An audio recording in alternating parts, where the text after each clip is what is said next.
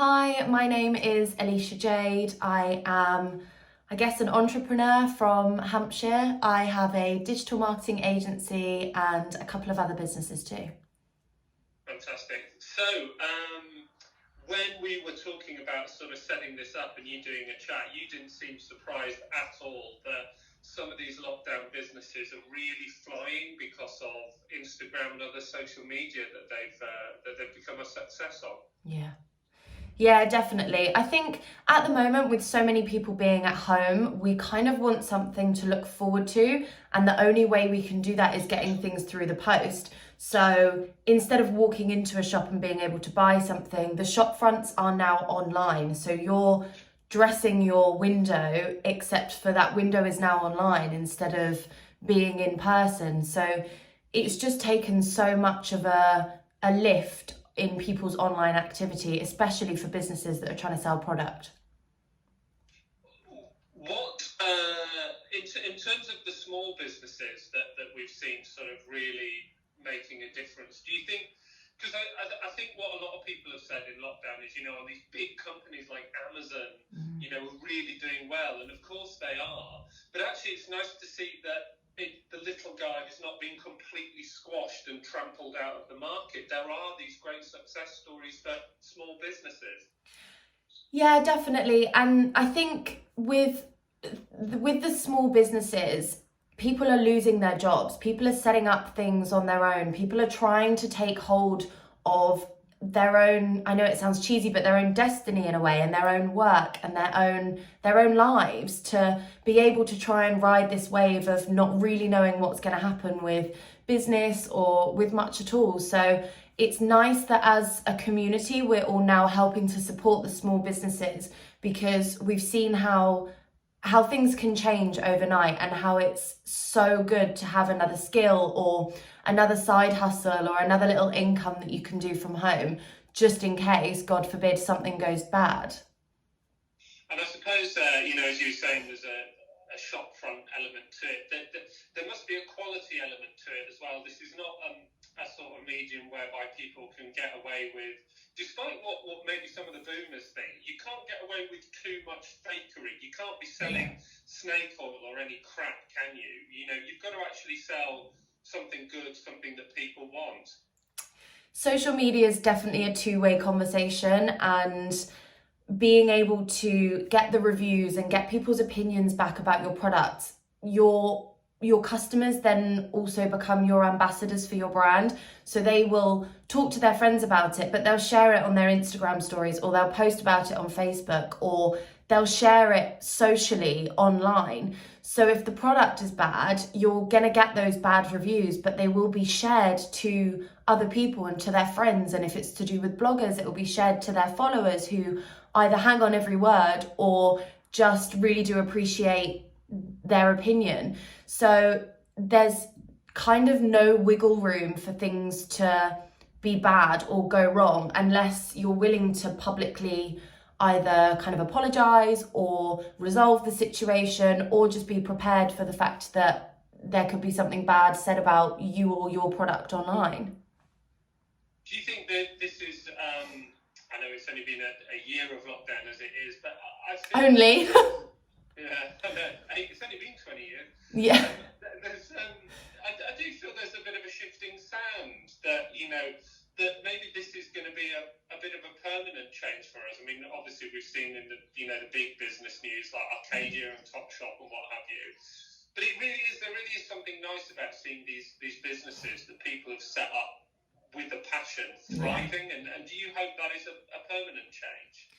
Oh, 100%. It used to be the case. I remember I set up my first business when I was 16, and I used to have a little stall in college, and sell these clothes that I'd redone and things like this. And back then it was kind of, small business was still very, very small, and it wasn't very shared or kind of celebrated. But now everything is completely shifted. And if somebody has a small business, you shout about it and everybody supports each other.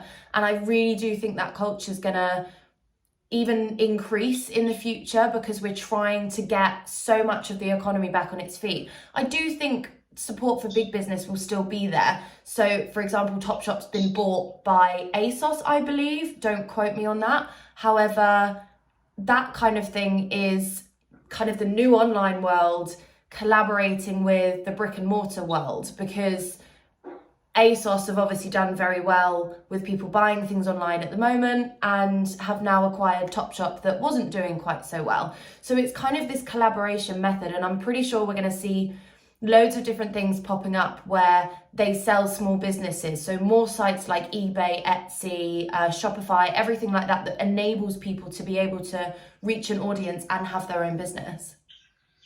I think, what struck me about that was, you saying that there is that sort of community feel, people looking out for each other, happy to promote each other and push each other forward. And a lot of sort of traditionalists have been moaning the death of the high street, saying, oh, we're losing our community, we're losing that sort of traditional high street feel. But actually, it's just sort of evolved into something else. There is generally a sense of community on social media shopping. Definitely there's a community, and it's because it's a two-way conversation. So I could post something about a product, someone could immediately reply, ask me a question, and then get a response back. So it's different to having those adverts on TV, adverts in magazines, where you kind of then have to go out of your way to contact the brand or ask questions.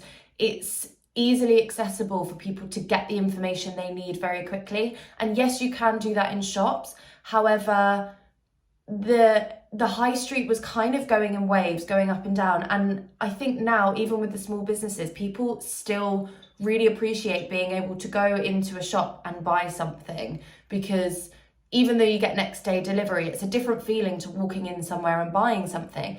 And I feel like the businesses that won't survive the high street, as it were, would be the ones that don't have any online presence or any kind of link to the new world, if that makes sense.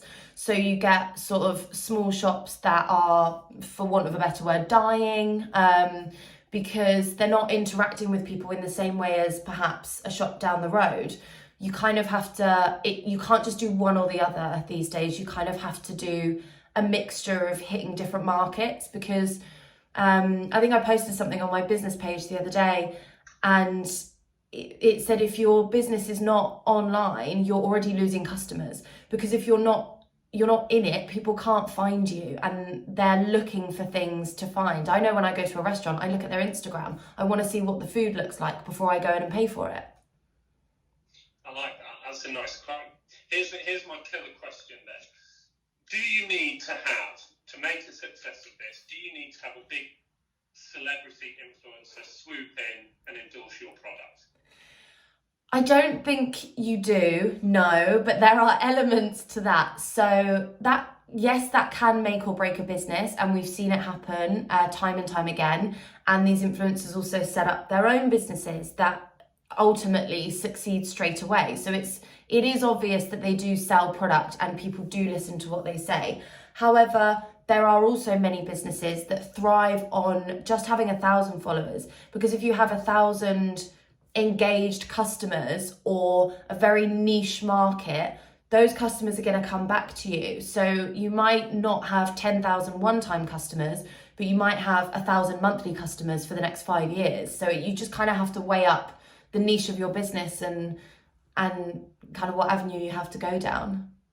So what's your advice to someone who's, maybe lost their job as a result of what's happened in the last year, and they want to set up something they're passionate about? What's your advice to them? Not to chase fame and glory, just to do a very good job and be passionate about it, I suspect. Definitely. People can see through kind of when you're just doing it because you want a business or you want to make money or something. People enjoy the story behind it, and especially at the moment when we're looking for something entertaining, we're looking for the positives in things. Try and make everything you do positive and try and kind of follow your instincts. So find a gap in the market, something that's going to be, I always say there's pillars. So there's kind of informational, entertainment, educational, things like that. What is your business doing to help people? Why would they buy from you over somebody else? And just kind of stick to your guns and stick with your ideas and tell a story. Oh, I love it. That is brilliant. Thank you so much for that. I really appreciate that. It was a great chat. Thank you. I've really